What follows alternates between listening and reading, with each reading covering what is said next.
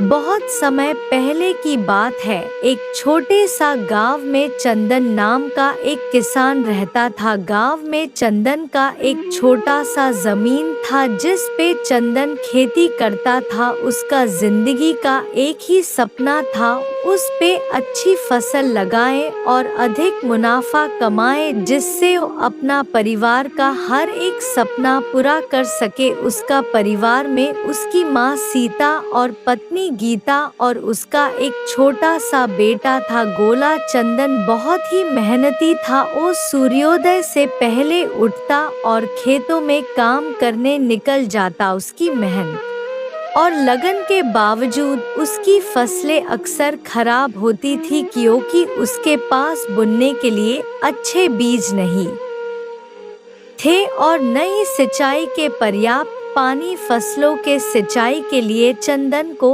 हमेशा वर्षा पर ही निर्भर होना पड़ता था।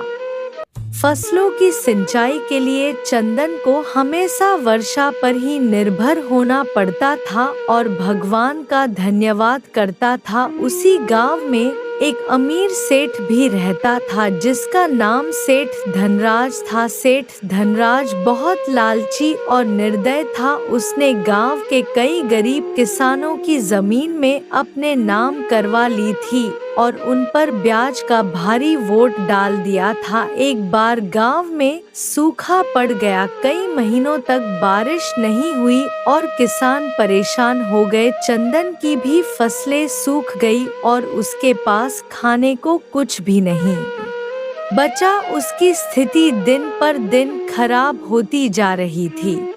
चंदन कहता है, भाई इस साल तो बहुत मुसीबत आ पड़ी है।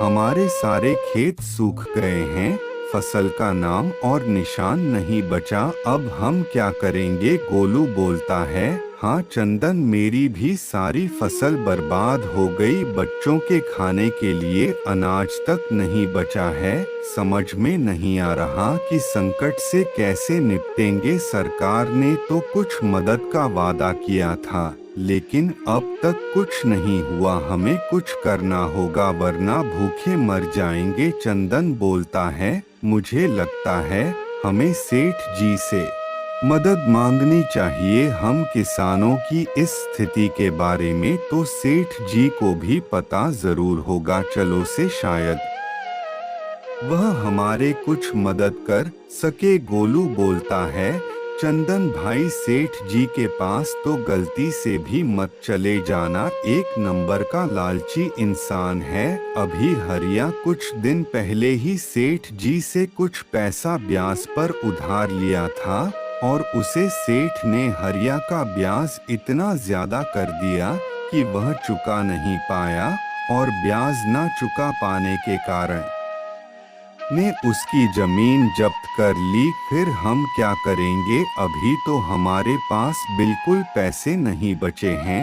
अब जो भी हो, अभी तो बस एक सेठ जी ही सहारा है।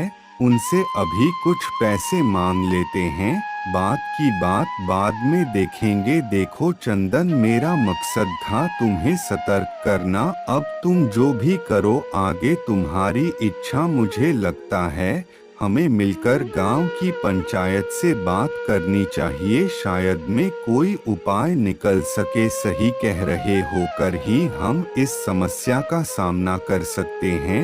अगर हम सब मिलकर पंचायत के पास जाएं और अपनी स्थिति बताएं तो शायद कोई हल निकल आए। ठीक है, तो फिर कल सुबह ही हम सब पंचायत के पास चलेंगे और हमें सरकार की योजनाओं के बारे में भी पता करना चाहिए। हो सकता है राहत मिल जाए।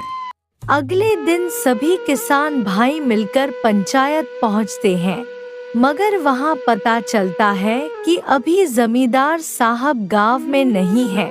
तो अभी 1 महीने तक गांव में कोई पंचायत नहीं हो सकती। यह सुनकर सभी किसान निराश मन से अपने अपने घर आ जाते हैं।